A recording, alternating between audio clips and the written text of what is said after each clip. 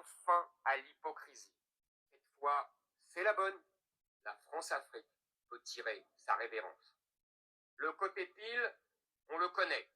Les États africains vont pouvoir profiter d'une pleine et entière liberté. Et après tout, s'ils ont envie de parler russe et chinois, ainsi soit-il. Mais réjouissons-nous, il y a un côté face. Fini les milliards de dettes effacées en échange de rien pour se donner bonne conscience. Fini les opérations militaires de dernière minute où on verse le sang français pour venir en aide à des États ingrats qui n'évoient qu'une preuve d'impérialisme. Fini la tolérance pour tous ces pays qui nous envoient leurs chômeurs, leurs délinquants et leurs mineurs isolés mais ne récupèrent jamais leurs clandestins en nous refusant les indispensables et ces papiers consulaires.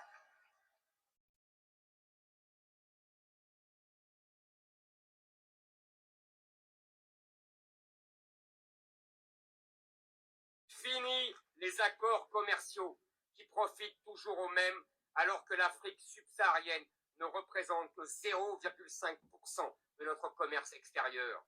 Fini les visas généreusement accordés aux étudiants, aux migrants désirés de trouver un Eldorado qui peu à peu disparaît.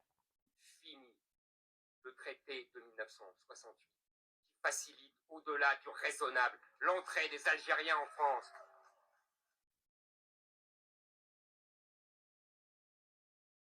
Ce traité qui permettrait, en cas de crise en Algérie, à des millions d'entre eux, et je pèse mes mots, à des millions d'entre eux, de venir très facilement dans notre pays.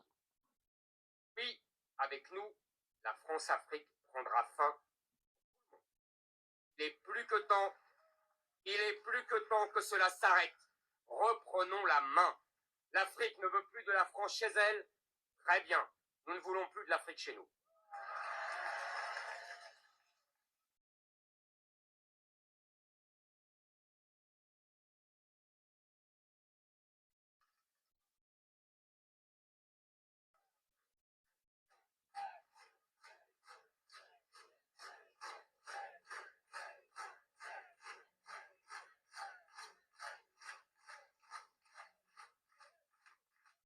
La décolonisation, c'est pour tout le monde.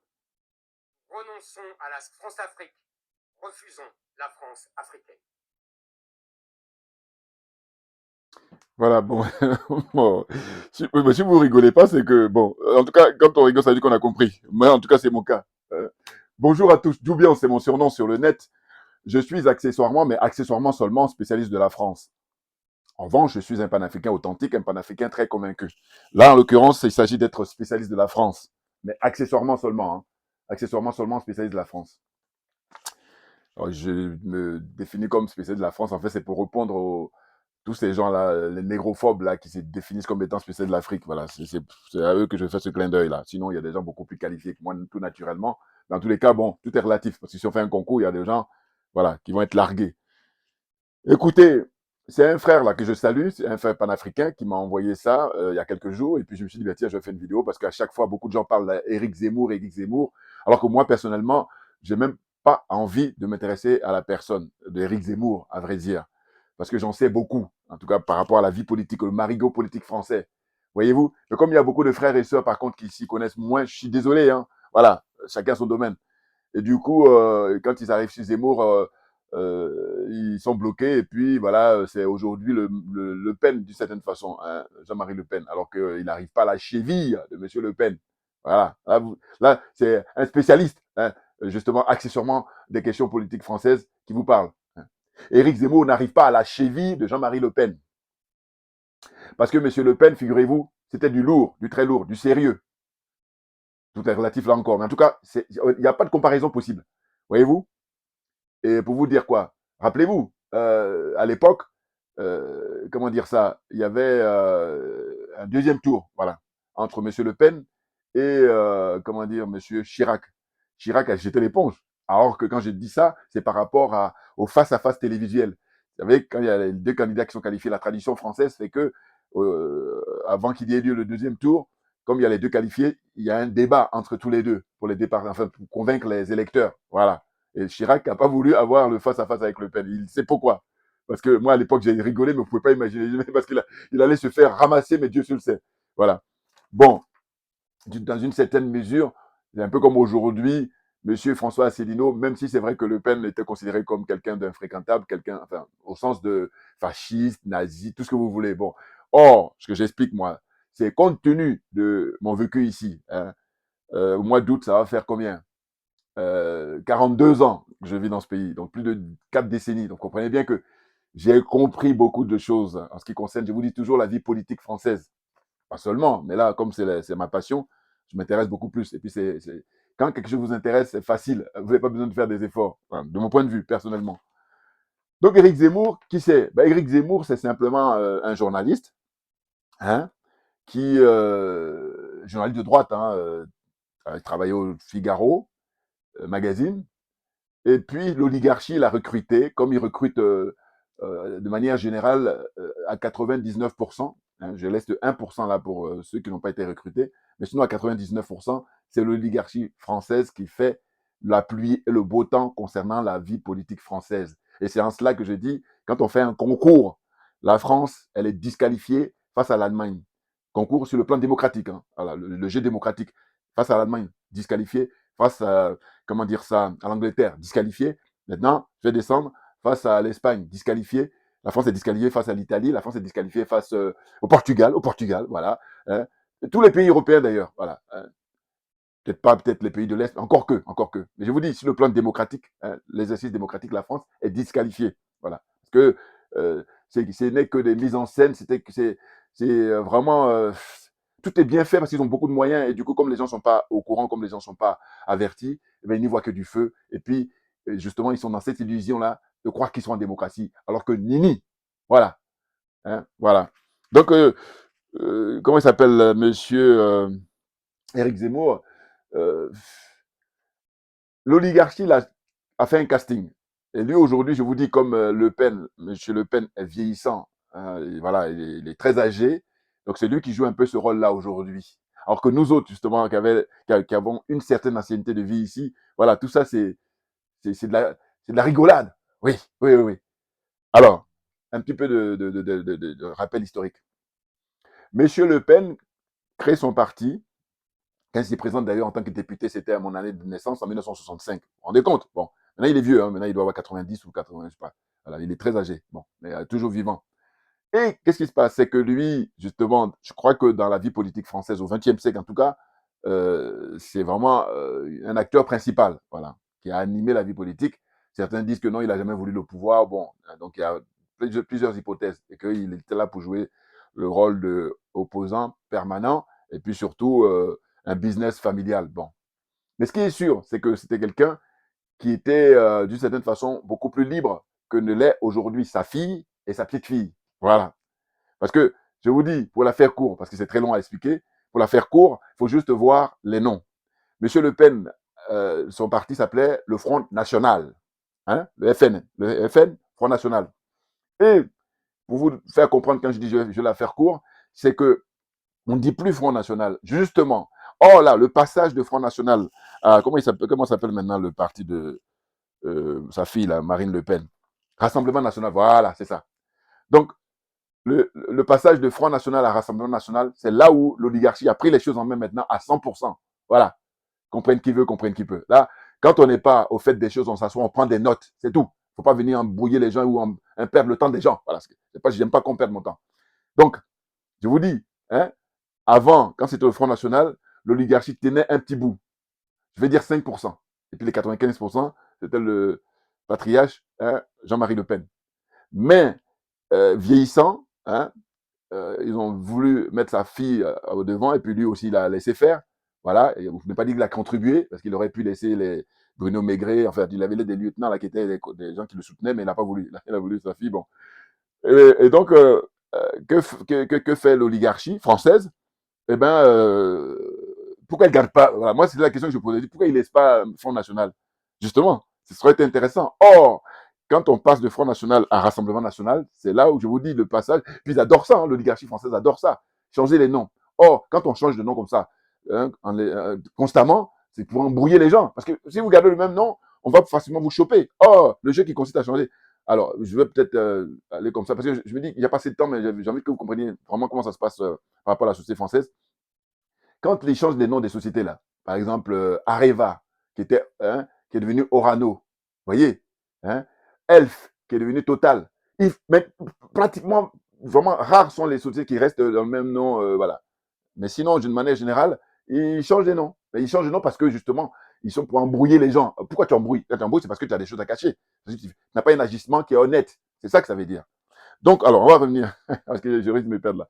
Donc, pour parler de, comment on appelle ça, Éric Zemmour, ben c'est simplement, je vous dis, hein, il a été choisi pour jouer le rôle qu'il joue. Hein, et puis, malheureusement, je vous dis, les Français, de manière générale, n'ont pas une conscience politique. Je ne dis pas tous les Français, je dis. Et ça vient de quoi? Ça vient du fait que c'est fait volontairement. Parce que justement, l'oligarchie, quand ils mettent en avant quelqu'un comme Éric Zemmour, vous comprenez bien que tout ce qui tient comme discours, on est en 2024, on est au 21e siècle, mais c'est complètement, j'ai failli dire décadent, mais c'est, comment dire, rétrograde. Oui, il dit, voilà, on arrive à la fin de la France-Afrique. Mais si on arrive à la fin de la France-Afrique, Madame, comment dire, Marine Le Pen, parce qu'ils sont dans la même famille de pensée, mais je crois qu'elle a des députés maintenant au Palais Bourbon, à l'Assemblée nationale, eh ben, ils peuvent faire des propositions de loi pour fermer les bases militaires françaises dans toute l'Afrique, hein, sans exception. Premier temps. Deuxième temps, rédiger hein, une loi, hein, faire passer un décret, tout ce que vous voulez, hein, militer pour ça, mais officiellement, et puis le dire tout le matin, midi et soir, qu'ils disent que voilà, on met fin au franc CFA. Parce que le jeu qui consiste à dire oui, mais le franc CFA, si les Africains ils veulent, ils peuvent. Non, non, non, non, non. À l'époque, et ça c'est mon bon sens. Je dis, mais si tu n'as pas la hauteur, tais-toi, ferme là et puis voilà, tu prends des notes. Parce qu'il y a des gens qui ont pourtant des diplômes très élevés et puis des trucs comme ça aussi simples, ils ne peuvent pas. Alors que c'est ce qu'il faut dire. Et si tu dis ça, qui c'est qui peut la ramener? Écoutez bien.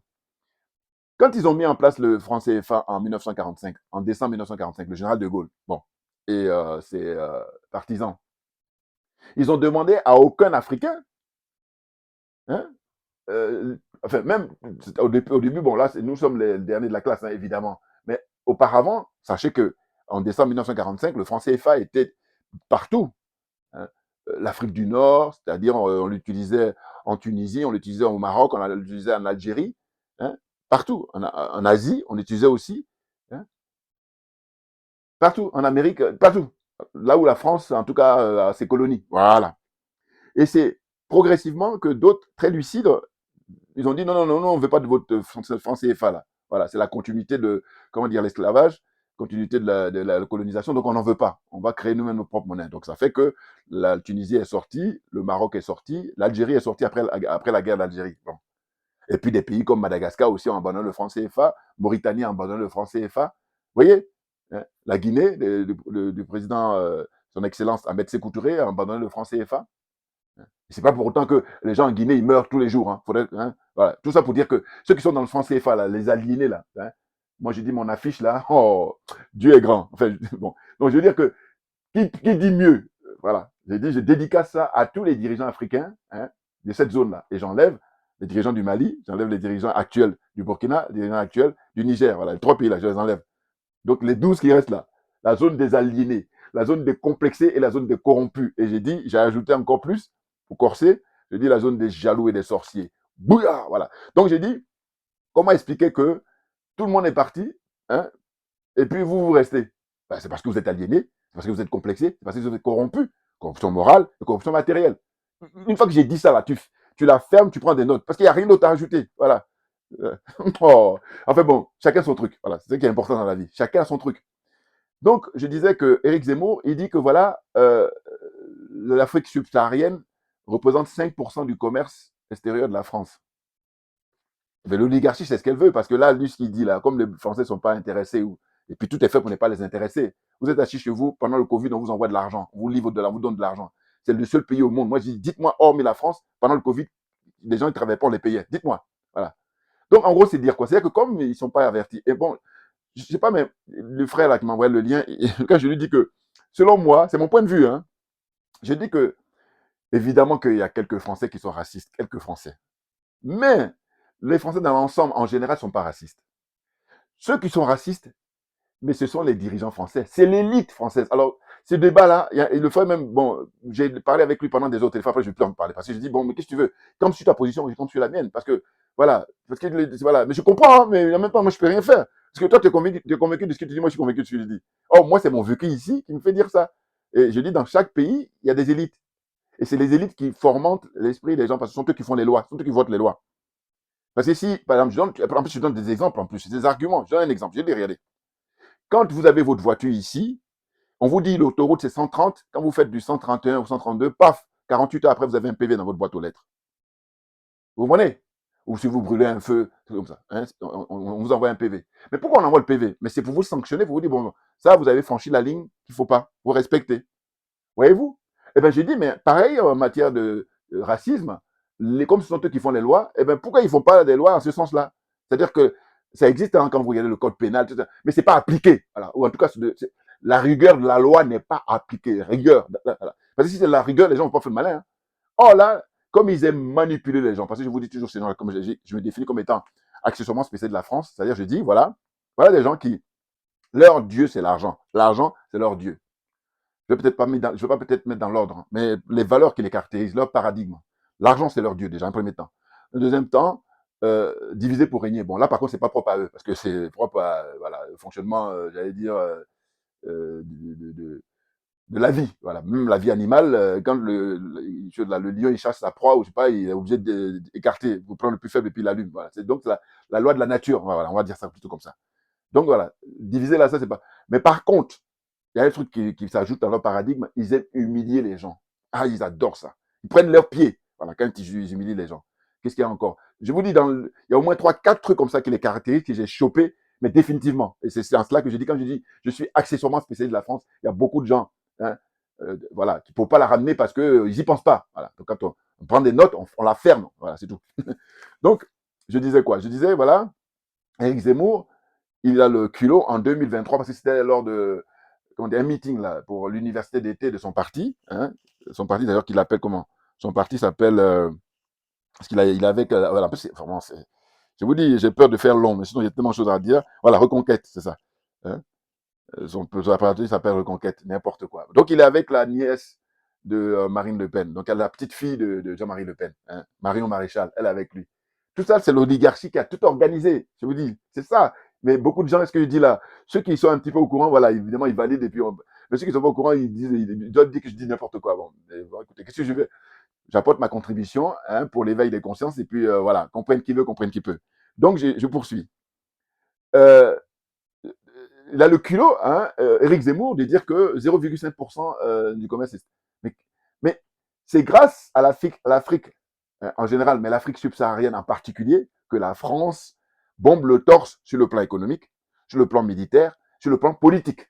Voilà. Une fois que j'ai fini de dire ça, tu la fermes, tu n'as rien à dire. Parce que, en fait, moi, ma religion, c'est la vérité et la justice. Alors que toi, en face, ta religion, c'est le mensonge. Et tu as érigé le mensonge en religion. Voilà. Donc, en fait, on n'est pas fait pour être ensemble, au sens où chacun doit vivre sa vie. Mais définitivement, j'ai dit, des fois, même quand je parle avec ma femme, des fois, je dis, vraiment, ces gens-là, si j'ai le moyen, c'est dans une autre planète. Sinon, c'est fini. Ouais, parce que on a du recul. Voilà, moi, je suis toujours pour le bilan. Fais le bilan. Et ça donne quoi? Voilà, la catastrophe. Donc, passer son temps à mentir aux gens. Et puis là, pour le coup, quand je vois un Zemmour, je vais vous dire, je vais vous surprendre. Zemmour, j'en veux un peu moins. Ceux à qui j'en veux, ce sont les intellectuels de ce pays qui ne font pas leur boulot. Voilà. Parce que s'ils faisaient leur boulot, je dis, quelqu'un comme moi, mais vous n'allez même pas me regarder. Et parce qu'ils sont corrompus. Eux, ils ne sont pas aliénés. Eux, ils sont corrompus. Voilà. Corruption morale et puis corruption matérielle. Voilà. C'est beaucoup plus ça qui les caractérise les intellectuels de ce pays. Voilà.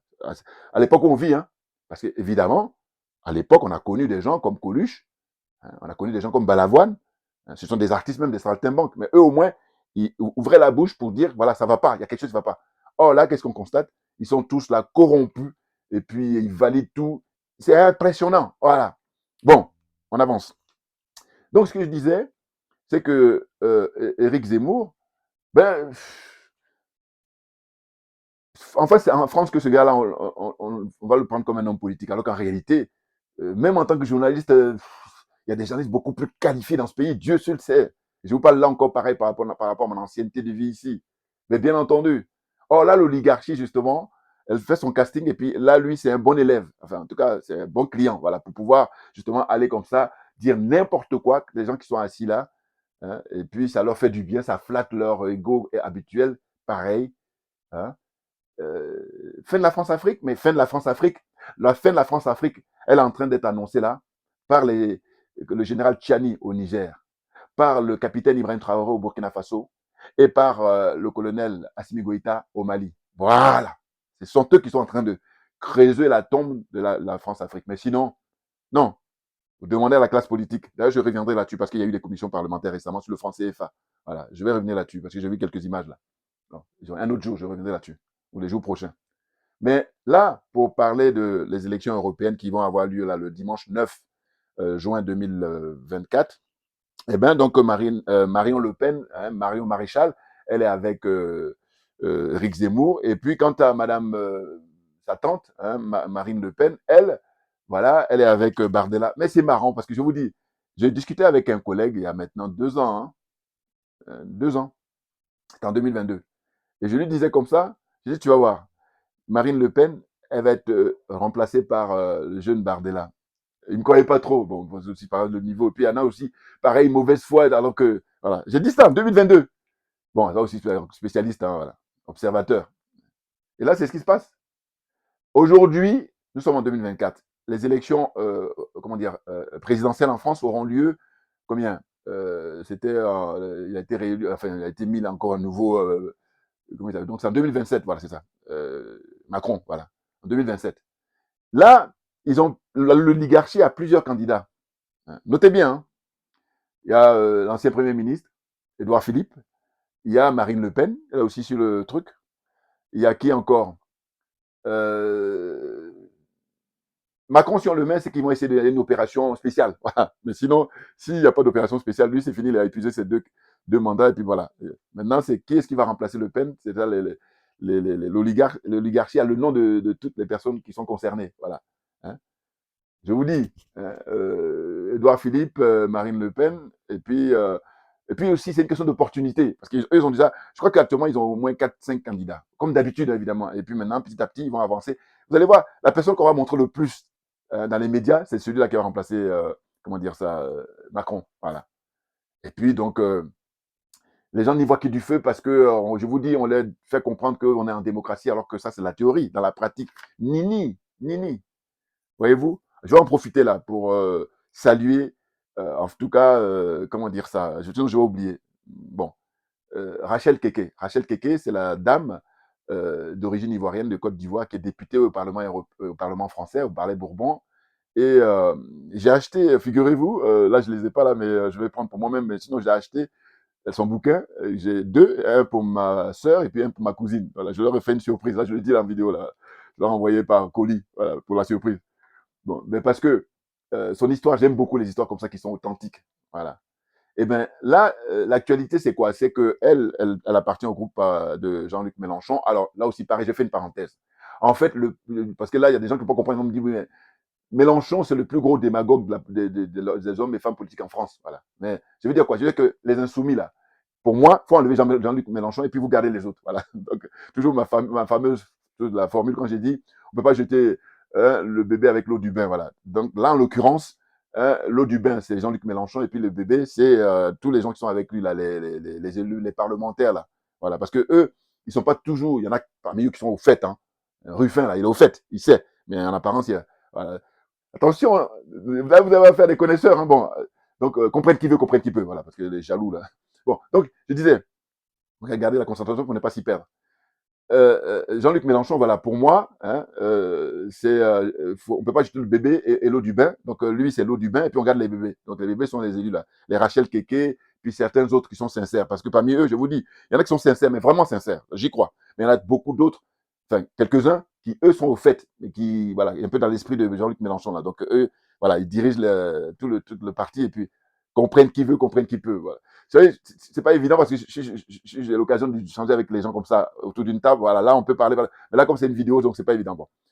Donc, alors, je disais, ce qu'ils ont fait comme action, c'est le soutien qu'ils ont apporté à la Palestine. Bon, c'est vraiment impressionnant parce que il y a eu déjà, comment dire ça, un député qui, il y a quelques jours, une dizaine de jours, je sais pas, une semaine, il avait déjà brandi le drapeau de la Palestine là-bas, dans l'hémicycle à l'Assemblée nationale. Donc, ça fait scandale et puis il a été sanctionné. Bon, et puis là, c'est Madame Keke, Rachel Keke, qui a réédité ça. Hein, alors que tous les élus de son parti, hein, les insoumis, là, ils sont mis en tenue, enfin, avec la couleur de la Palestine. Hein, rouge, blanc, vert, là. Ils ont porté ça. Mais elle a été encore loin, a brandi ça à nouveau, le drapeau, pour être solidaire de son collègue. Et puis, elle a été interviewée à ce propos-là. Donc, vous pouvez regarder sur Internet pour ceux que ça intéresse. Ferme la parenthèse. Bon. Donc, je disais quoi? Je disais que, en fait, euh, euh, Éric Zemmour, il faut regarder les sondages qui sont bidons, parce que c'est fait par l'oligarchie. Hein. Et ça, c'est pour justement intoxiquer les gens. Et c'est ça qui fait que les gens ne savent même plus où ils en sont, parce que beaucoup de gens, comme ils ne sont pas avertis, comme ils n'ont pas la conscience politique, très souvent, ils suivent les journaux télévisés, là, ils suivent les sondages, alors que c'est du bidon. Voyez-vous? Et là, à l'occasion de ces élections-là, ils ont mis pléthore de candidats, pléthore de partis pour justement perturber les gens. Et puis, vous allez observer que quand ils organisent comment on appelle ça? Quand ils organisent les débats voilà, à la télévision, pour un pays, quand je dis que la France est disqualifiée, c'est ça, entre autres. Hein. Comment vous pouvez organiser des débats et puis vous ne mettez pas tous les candidats qui ont été validés, dont on a validé leur candidature, sur le même plateau? Comment vous pouvez faire des groupes? Donc, il y a des citoyens de première classe et puis il y a des citoyens de seconde classe. Même il y en a d'autres de troisième classe. Et après, on nous sort le fameux liberté, égalité et fraternité. Liberté, je dis peut-être. Égalité, sûrement pas. Voilà. Là, il faut qu'on soit d'accord. Hein, égalité, c'est zéro. Parce que c'est des exemples que je donne. Alors qu'il y a d'autres exemples, il y en a plein, mais je donne ces exemples-là. Si on dit qu'on a égalité, normalement, on doit mettre sur le plateau, à chaque fois qu'on invite sur TF1, sur France 2, sur France 5, tout ce que vous voulez, tout le monde est là. Voilà. Et puis en plus, aujourd'hui, avec les moyens dont on dispose, donc voilà, il n'y a pas d'excuse. Mais c'est fait volontairement. On donne beaucoup plus de temps d'antenne à ceux que l'oligarchie veut mettre en avant, et puis ceux que l'oligarchie considère comme ce sont des figurants, on les met. Bon, sachant que moi, je ne vous cache pas que mon candidat, c'est M. François Asselineau. Bon, c'est ça sa liste. Parce que j'ai reçu ma profession de foi aujourd'hui, là. Voilà, François Asselineau, UPR, Union pour la République, je sais pas. Voilà. Bon, je vous l'ai toujours dit, ce monsieur, quand je parle de lui, c'est simplement euh, quand je parle de la politique franco-française, voilà, quand on est en France. Mais une fois qu'il s'agit de parler des relations avec l'Afrique, je vous dis, il est pareil que les autres.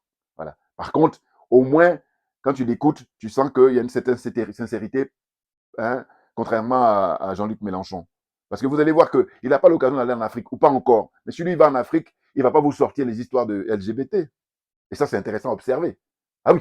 Alors, on me dirait chacun son truc. Oui, mais quand on respecte la tradition des gens, on ne vient pas là pour. Et puis, je vous dis, moi, Jean-Luc Mélenchon, s'il allait parler des LGBT en Algérie, s'il allait parler des LGBT en Inde, s'il allait parler des LGBT ou encore au Japon, en Chine, voilà, là, ou dans les pays, sur le Koweït, Arabie Saoudite, là. S'il va là-bas, il tient le même discours qu'il a tenu à Dakar, ah, je suis là, voilà, là, je vais essayer de valider d'une certaine façon. Mais comme je sais qu'il ne pourra jamais le faire, c'est pour ça que je m'insurge. Quand je dis m'insurger, le mot est faible. Voilà. Comprenne qui veut, comprenne qui peut. Bon, donc on avance.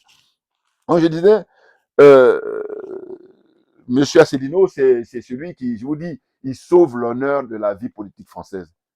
C'est Monsieur Asselineau qui sauve l'honneur de la classe politique française aujourd'hui au XXIe siècle. À part lui, le reste, c'est que des mises en scène. Ils sont là pour faire croire, pour donner l'impression, pour donner l'illusion, mais sinon rien. Il y a fouille, comme disait le Ivoirien. Vous voyez, c'est impressionnant. C'est impressionnant. Hein.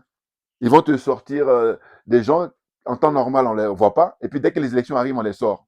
Mais ça, c'est folklorique, très clairement. Moi qui dis, voilà, j'avais trouvé la zone CFA, là, je dis, là-bas, ce n'est pas la démocratie, c'est la folklocratie, hein, qui vient de folklore, hein, folklocratie. Mais la France, je vous dis toujours que, quand je dis que c'est des républiques bananières, mais la France, c'est la première république bananière. Eux, ce sont des élèves de la France. Voilà. Comprenne qui veut, comprenne qui peut. Là encore, là encore. Voyez-vous? Donc, en fait, ce qui me plairait, c'est quelqu'un qui m'interroge parce que ça va être plus. Enfin, je serais plus à l'aise pour encore plus à parler que quand là, je fais mon exposé là comme ça. Hein, Jean Lassalle. J'aime bien.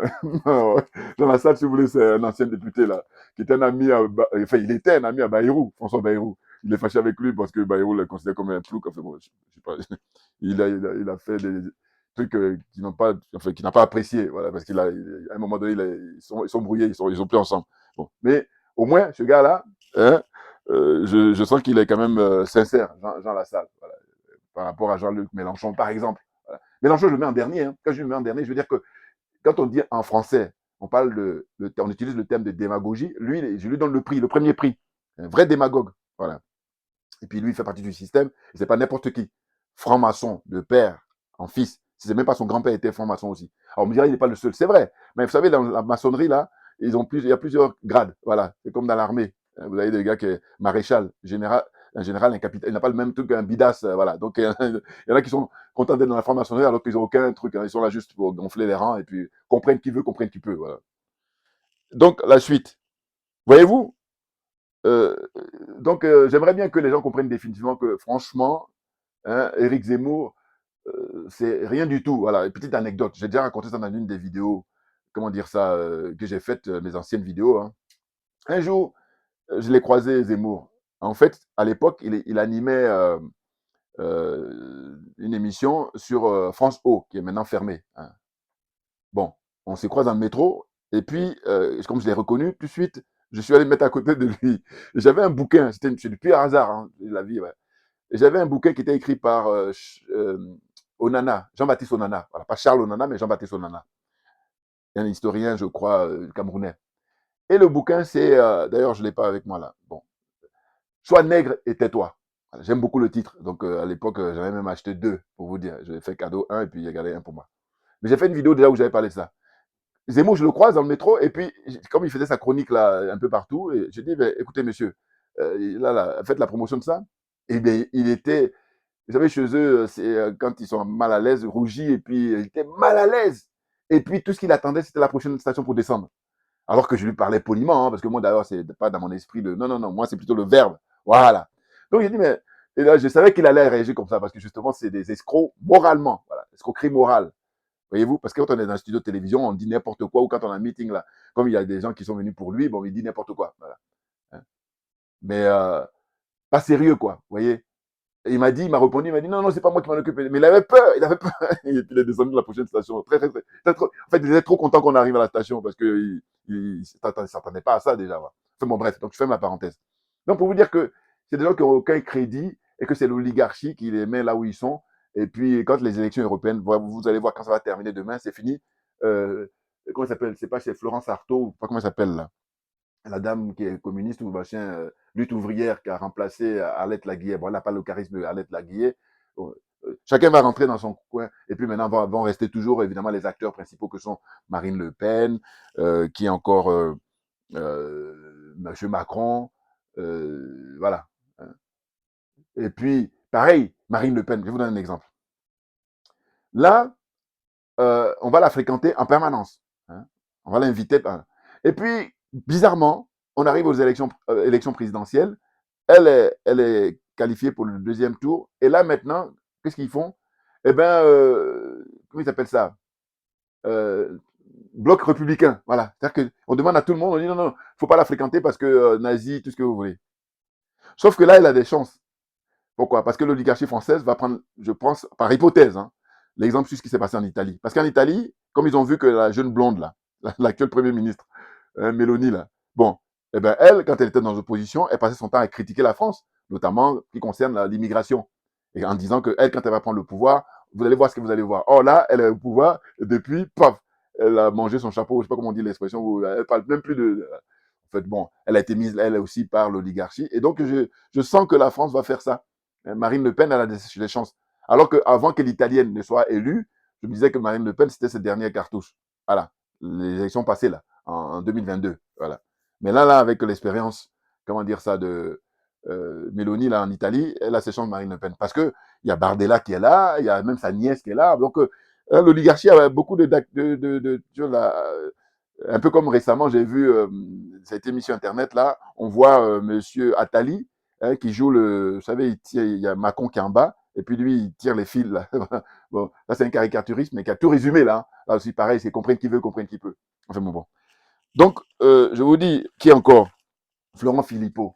Bon, mais quelqu'un comme Philippot, pareil, c'est quelqu'un qui a été casté, comme ils ont pu faire un casting auprès de, ils ont choisi Éric Zemmour, pareil, lui aussi, il a un temps travaillé en tant que lieutenant de Marine Le Pen, puis après, le moment est venu où maintenant il crée sa propre parti. Mais tout ça c'est bien agencé, c'est bien écrit par l'oligarchie. Hein. Ce sont eux qui détiennent le scénario de tout ce beau monde-là. Ils les détiennent tous. Voilà. Et du coup, lui, quel est son rôle? Son rôle, c'est de neutraliser justement la force de monsieur Asselineau.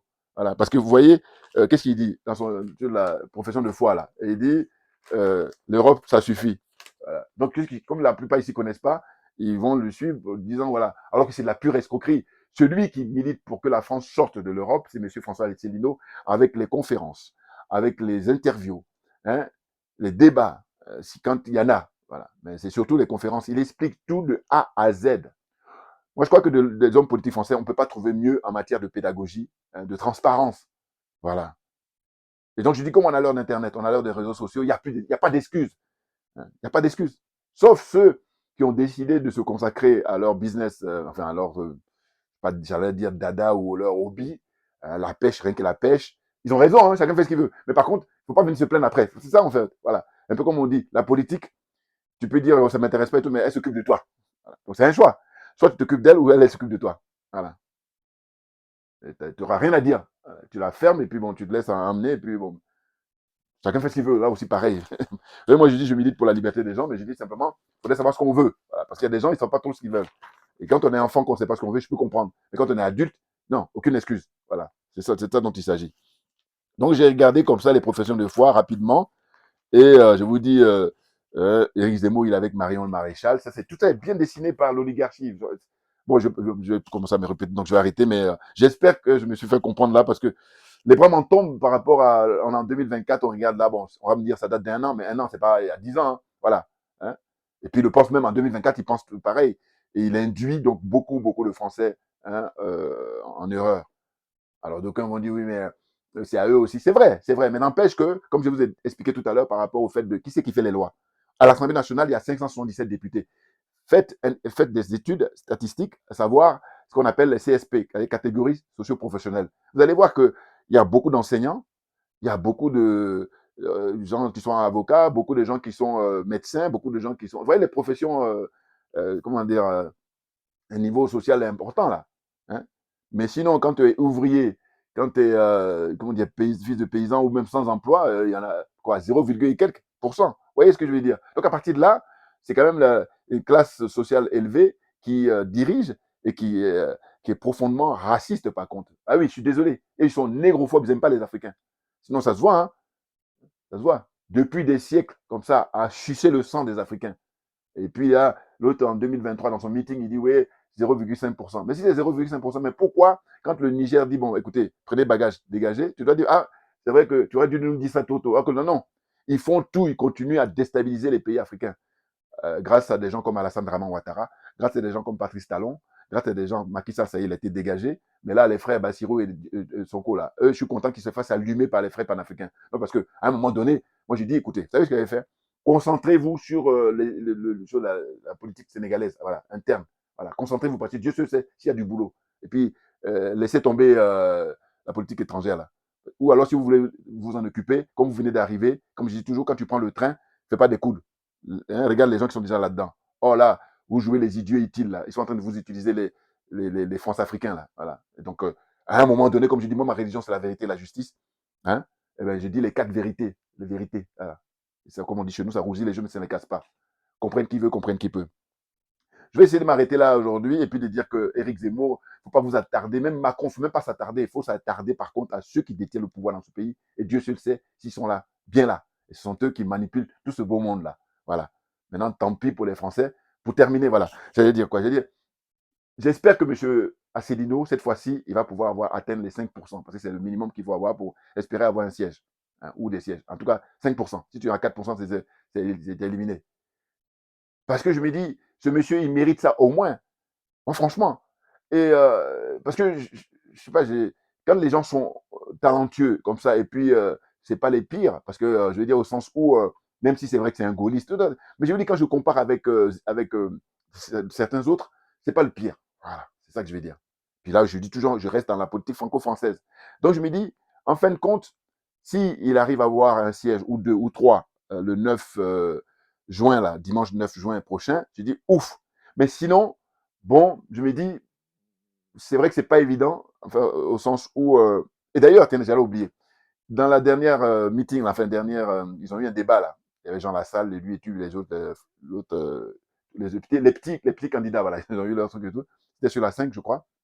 Et il a dit que lui, il a demandé, je crois, je sais pas, une commission là, internationale de venir assister, hein, comment on appelle ça, aux élections européennes là, du dimanche, hein, qui viennent là, hein, pour vérifier si l'élection aura lieu, si les dispositions légales seront respectées, voilà, les droits de chaque candidat, si l'élection va se passer dans le respect de la loi.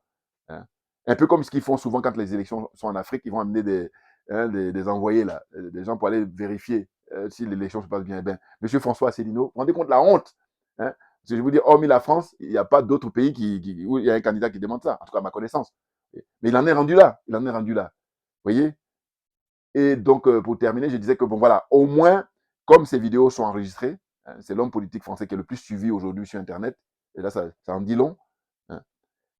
Et puis, je dis, ben, au moins, ces enfants et ces petits-enfants, voilà, eux, ils vont jouer de ça. Voilà, c'est comme ça que je vois les choses. Je pense sur le plan philosophique. Oui, parce que je me dis, normalement, il mérite, lui, à défaut d'être président de la République, mais au moins un siège à l'Assemblée nationale, un siège là-bas à Strasbourg, un Parlement européen, un siège de maire, le maire d'une ville importante. Il n'y a rien. Parce qu'à chaque fois, l'oligarchie fait tout, hein, pour qu'il n'y ait rien. Parce que quand ils font les sondages, là, on le met à 0. Là, maintenant, ils le mettent à 1%.